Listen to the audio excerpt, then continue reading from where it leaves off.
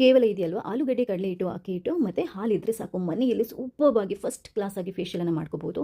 Result ನೋಡಿದರೆ ಯಾರೂ ಹೇಳಲ್ಲ ನೀವು ಈ ಫೇಶಿಯಲನ್ನು ಮನೆಯಲ್ಲೇ ಮಾಡಿರೋದು ಅಂತ, ಅಷ್ಟು ಚೆನ್ನಾಗಿರುತ್ತೆ. ಮೊದಲಿಗೆ ಒಂದು ಆಲೂಗಡ್ಡೆದು ಸಿಪ್ಪೆನ ತೆಗೆದುಬಿಟ್ಟು ಚೆನ್ನಾಗಿ ತೊಳ್ಕೊಂಡು ಕಟ್ ಮಾಡಿಕೊಂಡು ಅದನ್ನ ಗ್ರೇಟ್ ಮಾಡಿ ಅದರ ರಸನ ಒಂದು ಬಟ್ಟೆಗೆ ಹಾಕಿ, ಕ್ಲೀನಾಗಿರುವಂಥ ಬಟ್ಟೆಗೆ ಹಾಕಿ ಹಿಂಡಿಬಿಟ್ಟು ತಗೋಬೇಕಾಗುತ್ತೆ. ಈ ಹಿಂಡಿನ ಕೂಡ ಬಿಸಾಡಬೇಡಿ, ಯಾಕಂತಂದರೆ ಅದು ನಮಗೆ ಸ್ಕ್ರಬ್ಗೆ ಬೇಕಾಗುತ್ತೆ.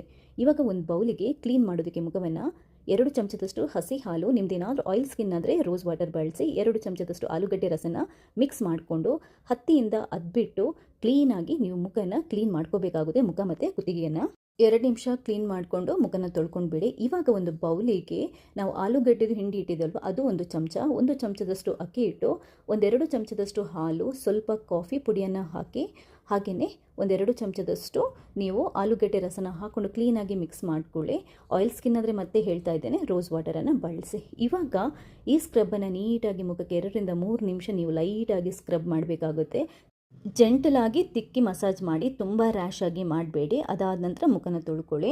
ಇವಾಗ ನಾವೊಂದು ಫೇಸ್ ಪ್ಯಾಕನ್ನು ರೆಡಿ ಮಾಡ್ಕೋಬೇಕಾಗುತ್ತೆ. ಇದಕ್ಕೆ 1-2 ಚಮಚದಷ್ಟು ಕಡಲೆ ಹಿಟ್ಟು, ಒಂದು ಸ್ವಲ್ಪ ಆಲೂಗಡ್ಡೆ ರಸ, ಸ್ವಲ್ಪ ಜೇನುತುಪ್ಪನ ಹಾಕಿ ನೀಟಾಗಿ ಪೇಸ್ಟನ್ನು ಮಾಡ್ಕೊಳ್ಳಿ, ರೆಡಿ ಮಾಡಿಕೊಂಡು ಕ್ಲೀನಾಗಿ ನೀವು ಮುಖನ ಕ್ಲೀನ್ ಮಾಡಿ, ಅದಾದ ನಂತರ ಸ್ಕ್ರಬ್ ಮಾಡಿ ಮುಖವನ್ನು ತೊಳ್ಕೊಂಡಿರ್ತೀರಲ್ವ, ಅದರ ನಡುವೆ ನೀವೊಂದು ಸ್ವಲ್ಪ ಅಂದರೆ ಸ್ಟೀಮ್ ಬೇಕಾದರೂ ಮಾಡ್ಕೋಬೋದು. ಸ್ಟೀಮ್ ಮಾಡ್ಕೊಂಡಿಲ್ಲದಿದ್ದರೆ ಪರವಾಗಿಲ್ಲ.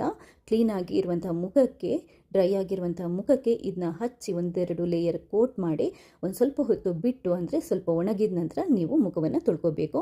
ಪೂರ್ತಿ ಡ್ರೈ ಆಗೋದಕ್ಕೆ ಬಿಡಬೇಡಿ. ಅದಾದ ನಂತರ ಮುಖನ ತೊಳ್ಕೊಂಡು ಒರೆಸ್ಕೊಂಡಾದ ನಂತರ ಒಳ್ಳೆಯ ಮಾಯ್ಶ್ಚರೈಸರನ್ನು ಹಚ್ಚಿ, ಲಿಂಕ್ ಬೇಕು ಅಂತಂದರೆ ಇನ್ಸ್ಟಾದಲ್ಲಿ ವಿಡಿಯೋ ನೋಡೋದಿದ್ರೆ ಲಿಂಕ್ ಅಂತ ಕಮೆಂಟ್ ಮಾಡಿ. ವಾರಕ್ಕೆ 1 ಅಥವಾ 2 ಸರಿ ಮಾಡಿದರೆ ಸಾಕು, ಮುಖ ಸೂಪರ್ಬಾಗುತ್ತೆ.